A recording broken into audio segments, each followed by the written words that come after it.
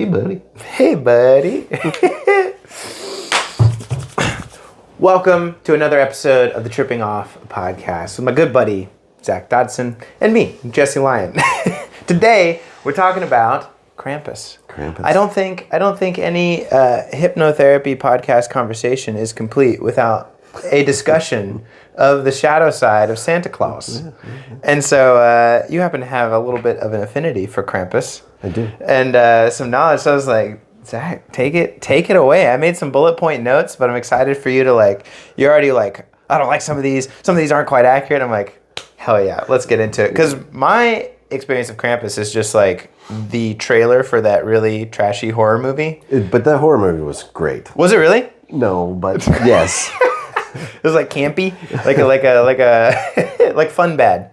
But it's like shark movies. Shark movies are fun bad. It was a lot of fun bad. There's like 2 good shark movies, and the rest are just. It was a whole lot less about the actual folklore of Krampus, but I thought it was great. I thought it was wonderful. Do you know there's a hip hop dance style called krumping?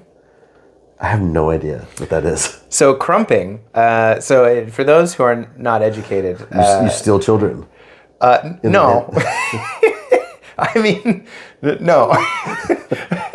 Krumping is. I wish my wife was here because she is a national title holding, hip hop dance choreographer, and she teaches krumping, and she's pretty good at it. But krumping is it's a very aggressive, very violent style of dancing, and so what they did. Listen, I may be getting it wrong, but the lore is that it was a way for those in the community to kind of battle things out without violence. And so a lot of the things are very violent in style. It looks like fighting. It's a great metaphor for Krampus. But they could kind of without actually hitting each other. So, you're kind of acting out violent things to music. And it's you just kind of get it out of your system. And it's whoever wins the dance battle.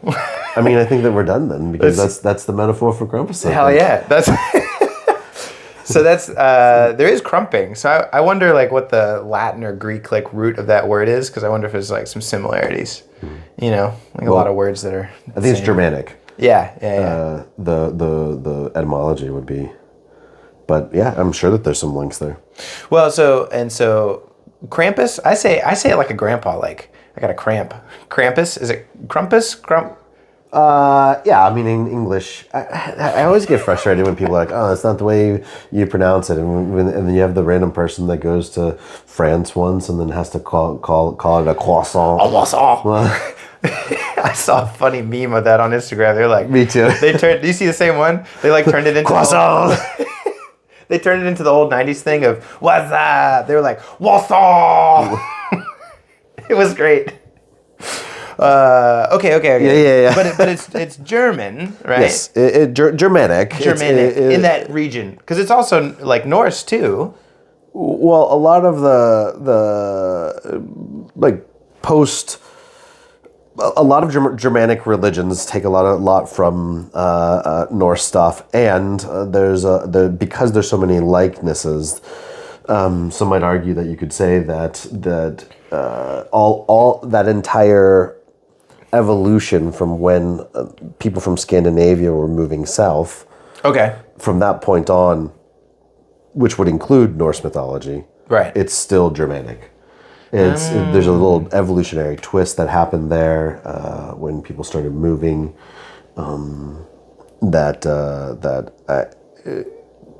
Includes Norse mythology. So if you're talking about Germanic pre-Christian religions, you can't talk about them without talking about the influence of Norse mythology. That's true. That's okay. That makes sense, actually. So Krampus, is this like a god in Norse mythology? Is this like a deity, or is this like a goblin? What? So funny thing. Walk me through this. I have a very particular view about this. Okay. Is this personal Zach view? I've heard this view on a couple of occasions too. So yes, okay. Personal view that has also been corroborated by a bunch of other people. I think Krampus is a god. I also think that Santa is a god. there's this God that sees everything, can be everywhere at any time, and rewards good behavior. Omniscient, omnipresent. Yeah. Yeah.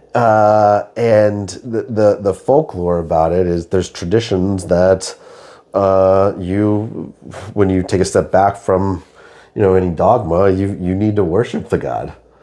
We have an entire season for the God, and so I would say, sorry. Good point. I would say the Germanic cultures, pre-Christian, would have looked at Krampus as a god, but not like a monotheistic god. Sure. Right. Okay. So what's his deal? Is he like grumpy? But a little while ago, Jesse asked me like, hey, let's talk about Krampus. Do you know enough about Krampus to talk about it on a podcast? And I was just like, no, I don't know. And then it's like, I just told him earlier, I was like, that was the autistic version of me that was saying I don't know enough because I need to be able to explain to you everything about the subject or else I don't know enough about the subject. So 30,000 foot picture is Krampus is this godlike supernatural figure that is a lot like Saint Nick, Santa, but most particular about him is that instead of rewarding good behavior, he would be a very masculine version of like Baba Yaga or the punishment god. But in folklore, like especially from a hypnotic or a archetype perspective, anything that's going to steal your kids, which he does, he will come and kill people that have been bad kids, which is a very Germanic thing. There's jokes about it, just like our kids behave. Yeah. Or else Krampus is going to come and get you and say, like, you had a bad year, you didn't listen to your parents, and sorry, homie. Therefore, come with me now. You gotta go. And there's a lot of imagery about Krampus where he's like got a bag or a basket or something like that on his back, and then there's like a little kid in it. He's like sticking his head out. Oh my god! Yeah, it's like what's it called? Like a Wicca. Wiccan? Like not Wiccan like the religion, but like the wicker basket? Wicker basket. That's the word I was trying to come up with. It's like Wiccan?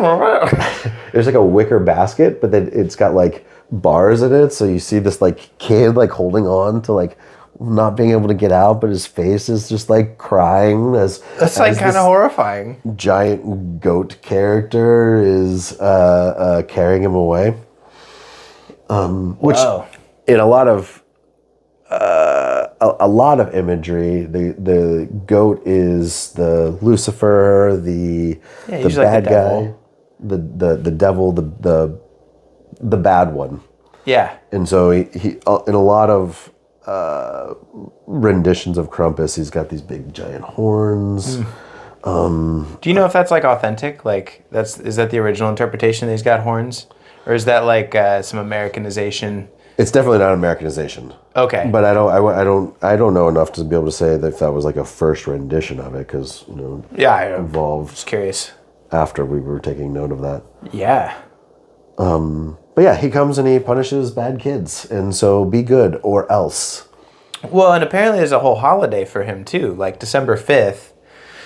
I don't know how like accurate December 25th is for Nordic or Germanic like culture and traditions, but December 5th is supposed to be the day, and I guess they still have like a parade. No? All over Europe. And, but I mean, there's even one here in Orlando. Oh, really? That's like the tradition too. Like I think two Sundays ago. I mean, December 5th is like the day. Yeah. So it wasn't on December 5th. Oh, okay. Here in Orlando. But yeah, everybody gets around, dresses like Krampus, and they go on like a mini parade around the town center. They did it at Fashion Square Mall. Fashion Square Mall is perfect, actually. Yeah. There's food trucks. That's great. There's booths, people selling stuff. That was like horror and horror Christmas mashup. So it's like the Halloween of Christmas. Yeah, very much so. Wow, that's cool. Okay. So steals kids, puts them in a basket. I guess there's layers to it as well, right? Like he doesn't steal all the children. Some of them get like coal. Is that where we get the Santa coal thing? I don't know if you know. I don't know if that's where it comes from. I was seeing something about like sometimes he gives out coal. Him. Right. Yeah. I also saw that the Santa Claus thing was the initial coal in the stocking was a nice thing because they were cold. So it's like coal in your stocking is like, here, keep warm. This is the thing about like these old traditions. It's like they get so mixed up because they're useful to society. Yeah. You know, like you have an entire group of people that it's like, hey, your kids need to behave. You need to be on work. You need to be at work on time. You need to do these things for the family. And you're talking about, way back when an 8-year-old kid was starting to get responsibilities to take care of the family. True. And they don't have the idea of like, well, I mean, even an 8-year-old doesn't understand what death really is. And so not the permanence of it, at least. You gotta like really beat in that fear to make it so that they behave right. That's definitely the Germanic philosophy. That's the Germanic philosophy. I think as far as the evolution goes, though, I love the idea of Krampus because of also the Germanic and Central European perspective on Saint Nick. Tell me more. Yeah. You have this, let's jump to modern times, but this was also what was going on early Christian Europe. Yeah. We have this time period where everybody, we talk about this kind of in the Christmas podcast, but you have this time period where everybody is like, it has to be the best time ever. It has to be the good time. Everybody has to be cheery and stuff. And it's like, from a therapeutic perspective and a hypnotic perspective, anytime it has to be good, there's almost a direct unconscious pushback to that. I think the most beautiful thing about Krampus is that in my opinion, one of the reasons why it's been a tradition, especially in very, very repressed Central Europe, it's taken a foothold there because there's all of this Christmas neuroses that collective unconscious goes, we need some pushback. Oh, interesting. So you kind of see it as like a necessary counterbalance. I don't know how it could disappear. I think, and actually, I mean, it's not very popular here. well, the flip side with our culture, what we've done in the unconscious is consumerism. Oh. Is that I think that Krampus was the early European version of consumerism in America today. That's a fascinating connection. Explore that for me. Like, so they have Krampus as like the counterbalance to Santa Claus. We have consumerism as the counterbalance to Santa Claus. Yeah, we have to get that negative energy out. Like it's got to be buy stuff. It's got to be like you need to fall in. It's got to be, all of the marketing and the ads and all of that stuff has to come in because we need this thing to be this way, and then somebody takes advantage of it.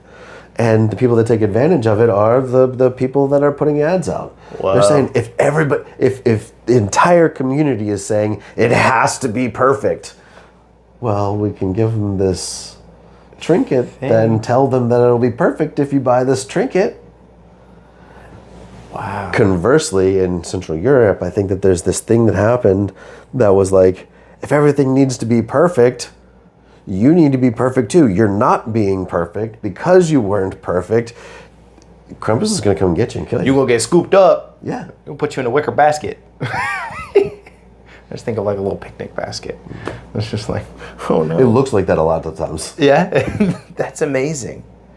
Well, that brings up an interesting thought. Then do you kind of believe that, let me see if I can get this right, because it's just coming to me. Like, do you believe that if you eliminate fear-based motivation, then you have to kind of have another motivation. And for us Americans, that motivation comes from shame, really. It's like, well, I have to buy the things, I have to be good enough. And so it's like all this guilt and shame sort of motivation.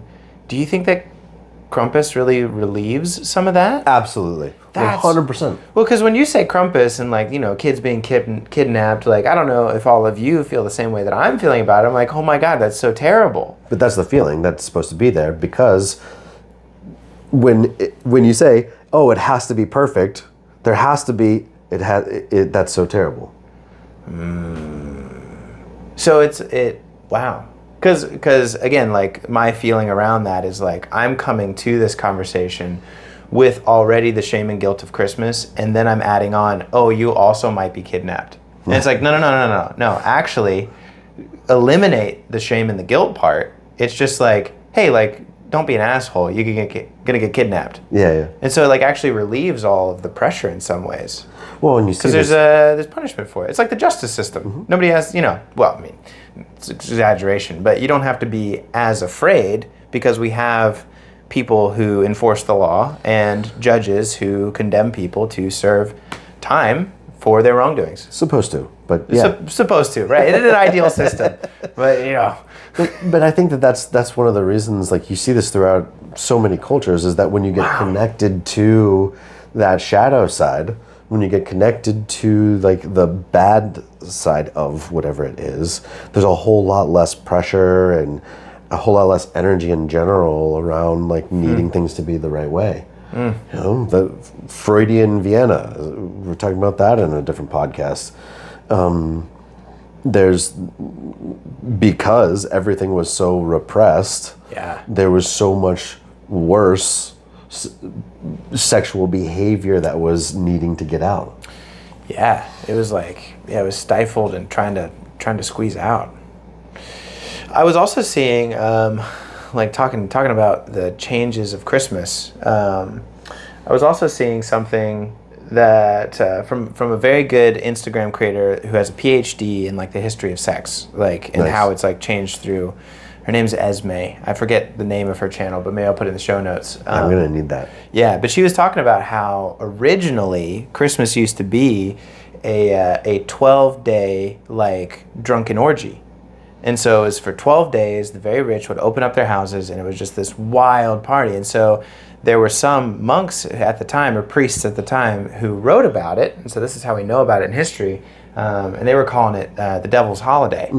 And so it was so raucous and like so just out of bounds, wild, that they outlawed Christmas for a short period of time.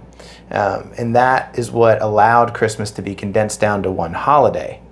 So actually during that 12-day period, it was illegal for you to decorate or to celebrate in that way. Like you couldn't decorate, you couldn't have like these things. And so they outlawed it because it was just so wild.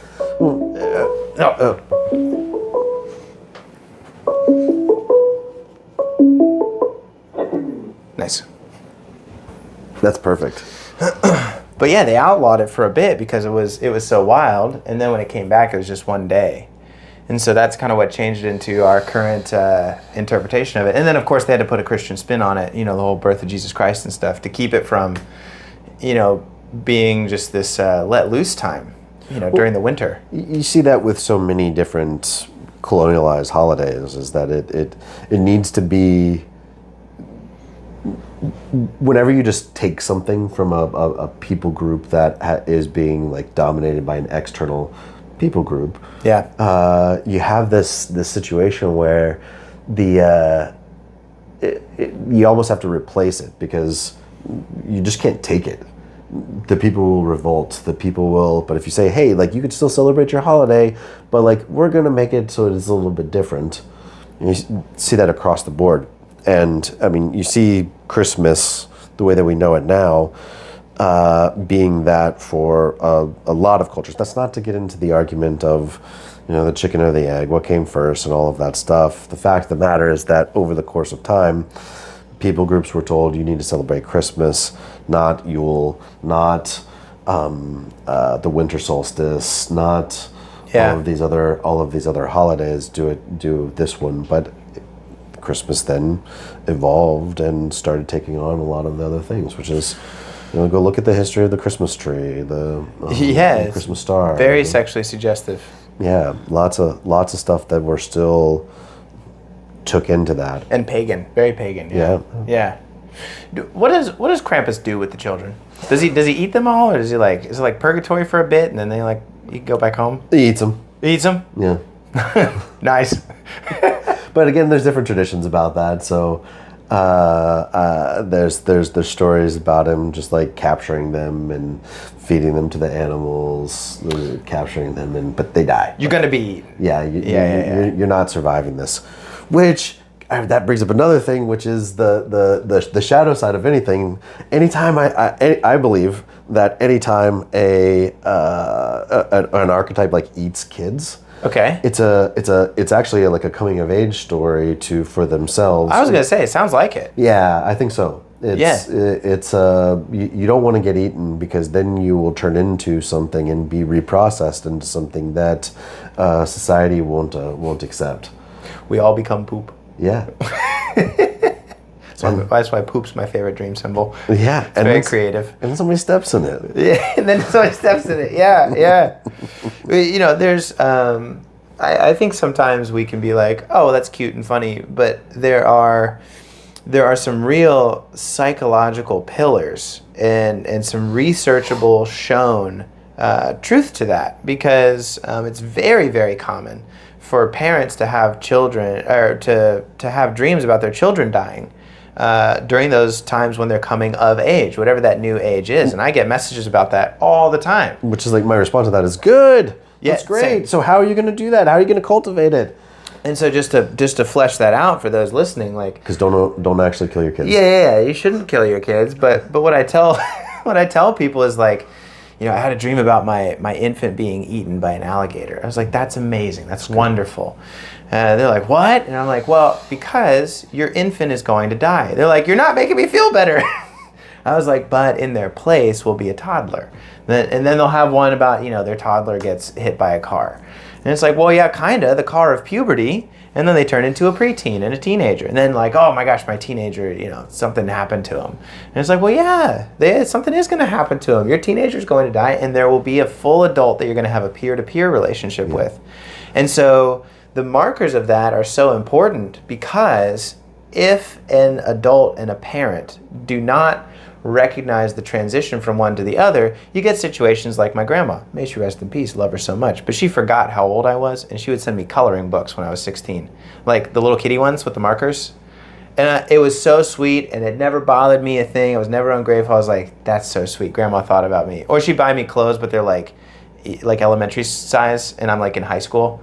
And it's like she was getting older, so she couldn't remember. But it's like that. It's a great metaphor, though, for what often happens, And you see parents show up in my counseling office who are still treating their teenage children like they're in elementary school. Sorry, go for it. That's it. But End of sentence. That's the whole purpose of a Krampus. Yeah, is that like if I'm able to celebrate Krampus, I'm able to have a space to where the demon inside of me can come out. Where does that demon come from? Trying to uphold a parent's expectations of me to stay the infant. And my attempt to try and stay the infant causes me to like create the shadow motivation that then needs to come out somehow. Wow. What my brain just set off was, that means that in American culture, the consumerism plays the role of the parent who, hey, you disappointed me by not buying the thing I wanted you to buy. Absolutely. Oh, it's so gross. It's so disgusting. Wow, so Krampus is like a liberator.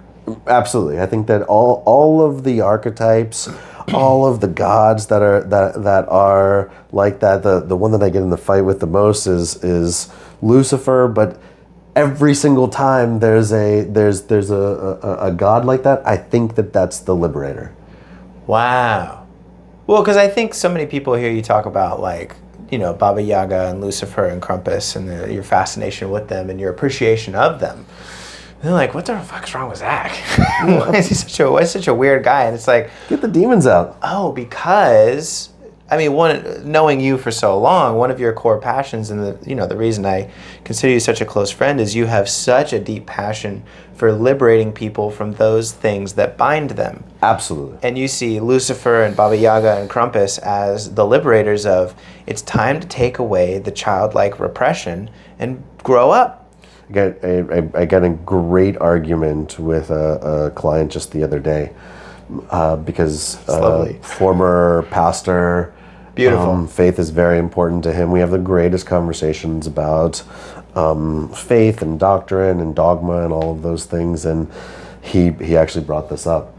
He's just like, what if Jesus is Satan?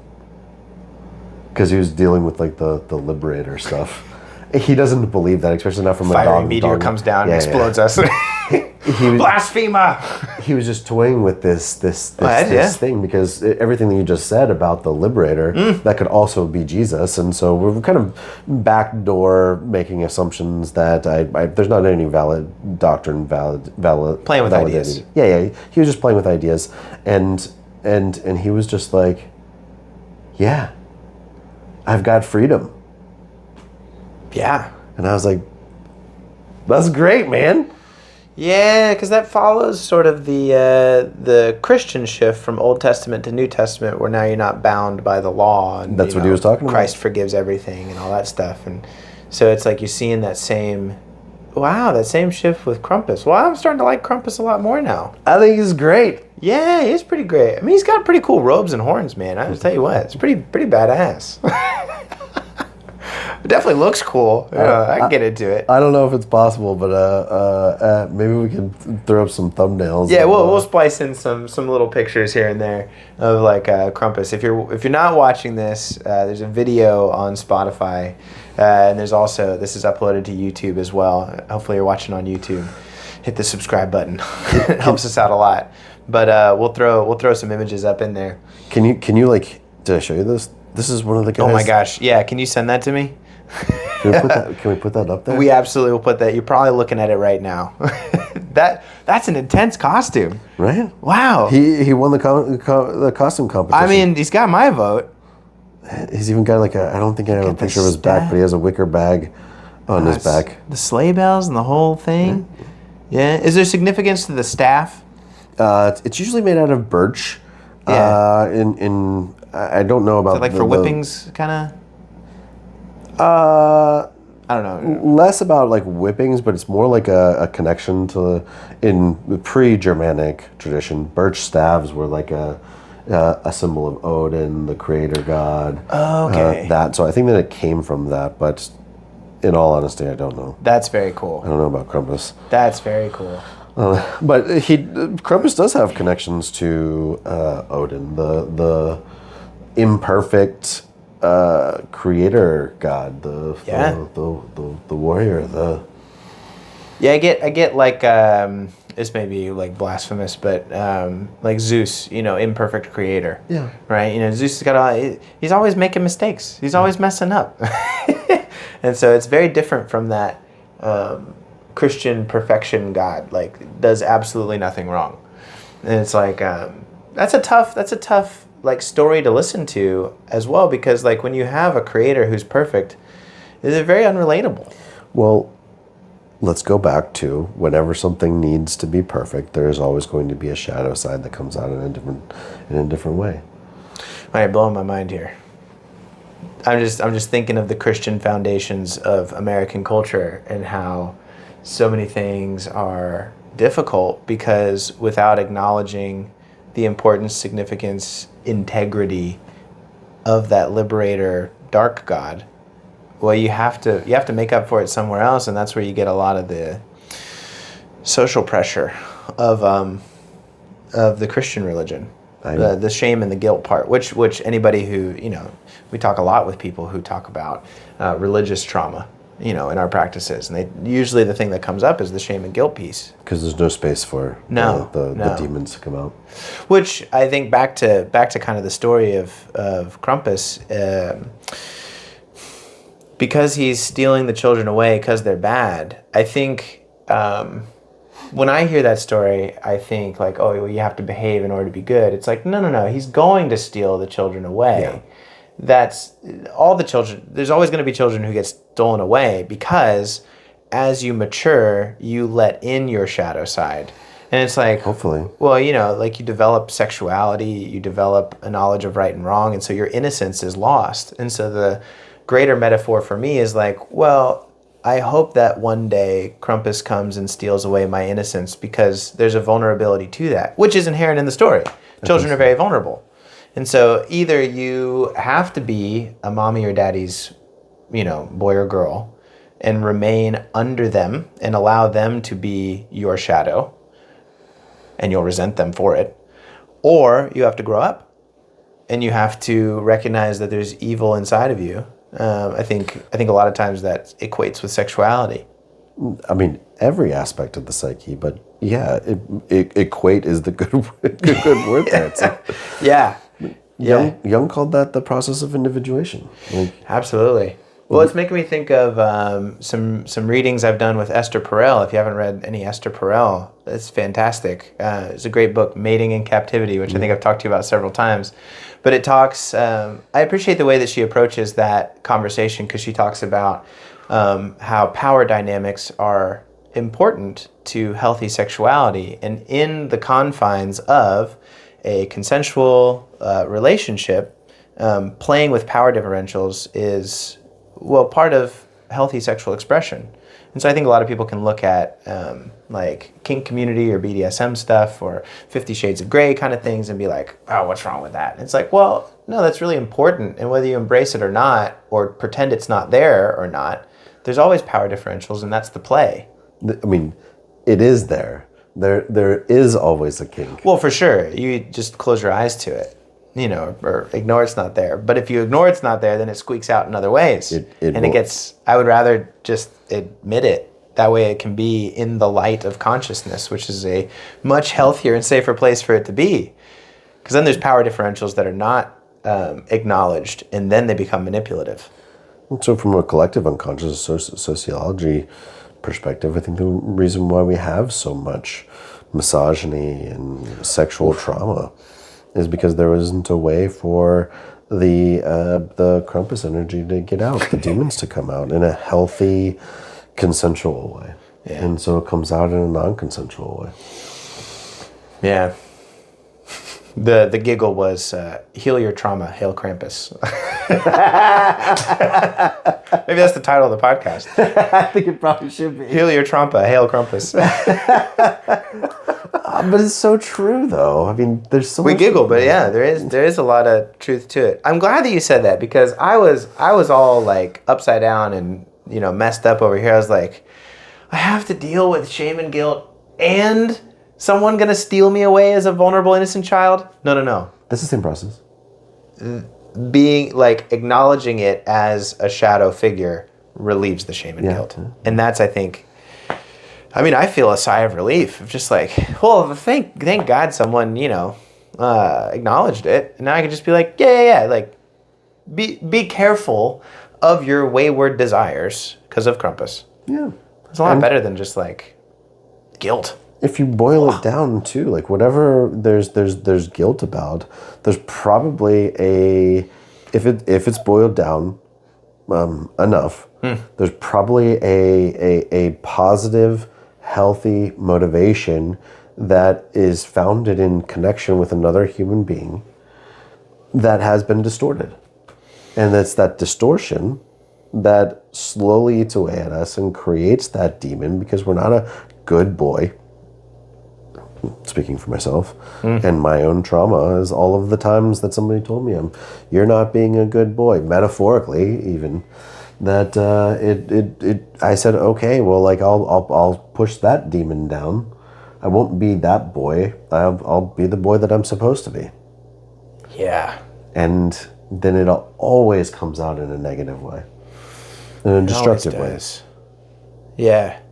I wanted to talk for a minute about fear as a motivator, and what you kind of think of that. Like, there's so many ways to go with that question, but do you think having fear as a motivator can or is healthy? That's a deep question. Yeah, let me take a step back. Please. I think that anytime there is a shadow motivation that is not dealt with, that ends up coming out in a negative way, there's always going to be a social and individual, but mostly social, a reaction of fear to it. So that's just like the outcome, or like the exhaust of the product. Wait, you got to say that again, because that was good. If there's not what, then fear happens. If there's not a healthy dealing with the shadow motivation coming up out of the unconscious mind, there's got to be a fear reaction. Yeah.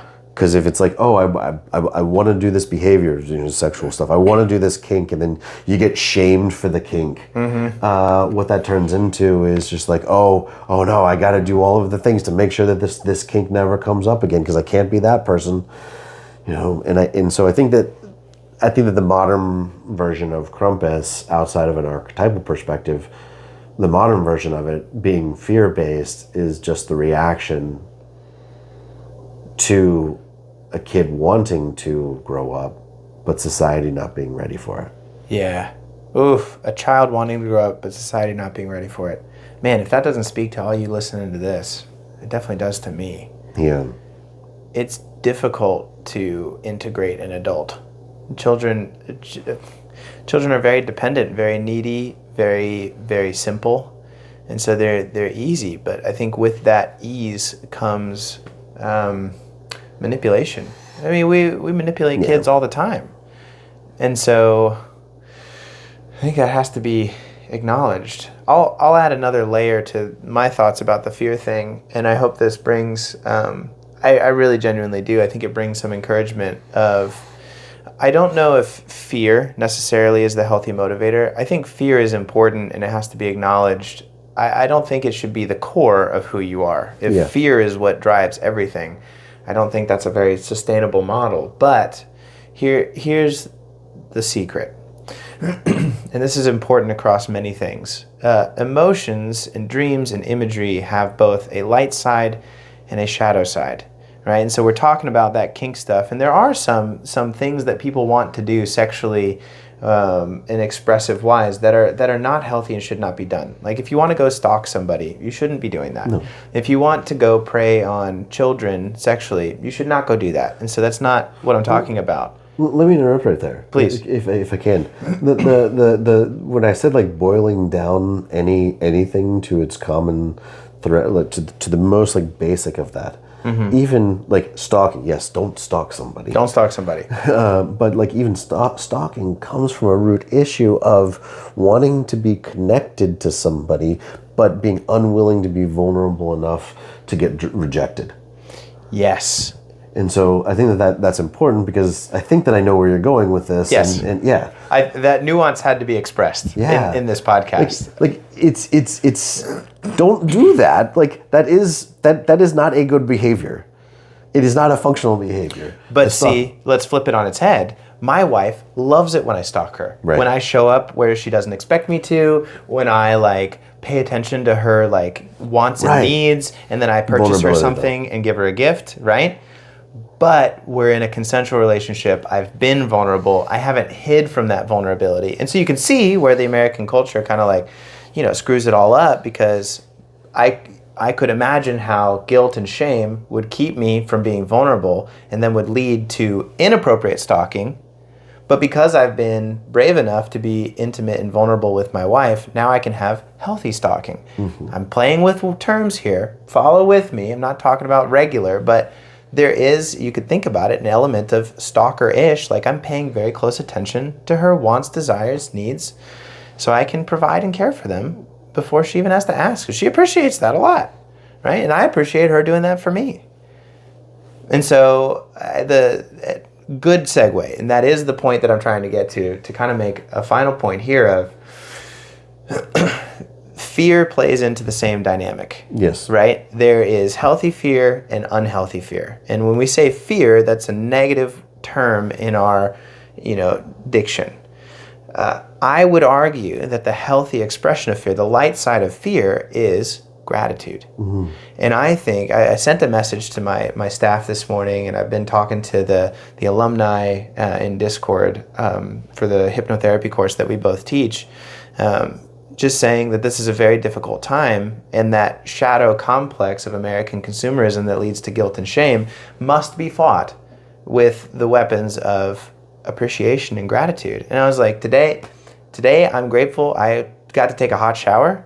I got to wake up in a warm bed. The people I cared about most were close to me. It's great. There's a lot of things that I have to do today and things that are not super great that I have to deal with. But instead of allowing fear to motivate me to address those, I'm having the light side of fear, which is I'm happy to go address those and battle with those demons because I'm grateful for what I have. And I think that's key. And I believe that's what Krampus brings us. Yeah, I think so too. Is the opportunity for gratitude. When you're afraid that you'll lose the security and safety of your parents, you become really grateful for them real fast. I think that's at least the attempt. Yeah. If you're a terrible kid, it doesn't work. No, probably not. If you have terrible parents, it doesn't work either. Maybe that is Krampus. You can see some of that too. Some parents are like Santa Claus. Some are like Krampus. Well, They'll steal away your innocence. Full circle. The movie was very much about that. It's about it's about gratitude. Wow, I didn't know. I just felt compelled. Well, that's my thoughts about Krampus. Any closing thoughts or feelings? Make sure that you get that shadow stuff out, or else Krampus will steal your kids. Yeah. And I hope that nuance sticks with you of it's so important to explore and embrace and let the shadow side out. But the pushback that I receive from my religious family, my religious clients, those who are a little bit more stuck inside of their shadow is, you can't let the demons out. I'm like, well, I agree with you, but what I'm talking about is different than what you think I'm talking about. When I talk about letting those things out, I talk about embracing the opportunity for gratitude. I talk about letting go of innocence and embracing that the world is scary and dangerous, and that makes me that much more appreciative of my friends. And resilient. And resilient too, absolutely. Well, and it allows us to access parts of ourselves and tools that we couldn't access otherwise. I mean, one of the biggest things when I'm doing trauma therapy is we always go through a phase, and I've said this before in podcasts, but we always go through a phase where the client steps into the aggressive role and imagines what that scene would have been like if the roles were flipped. Sure. If the person who hurt them was in the place of being the victim. And I don't think that you can have full resolution or recovery until you also embrace that what they did to me, I have the power to do back. I have that level of evil in me. And it's because that level of evil is in you that you can keep yourself safe. If it's recognized, if it's in the light, But if you're afraid of your own demons, how can you ever access that power? You just can't. You can't. You just can't. It's math. It doesn't add up. And so I hope that leaves you with on that very violent note, I hope you have a wonderful, peaceful holiday season. I think it's necessary. Peace and violence. Peace and violence. They're siblings. Hail Krampus. Hail Krampus. See you next season. Wishing you the best in 2025. Thanks for joining us for this year. It's been a wild one. We launched so many things. We'll probably, next time we record, we'll probably talk about a year-end wrap-up and just looking back at the year. But that's great. I'm forever grateful for each and every one of you listening to this, for all the alumni, for you, Zach, being here, making this happen. Same, man. I hope you have a wonderful holiday season. Take good care of yourself, all right? See you next time. Bye.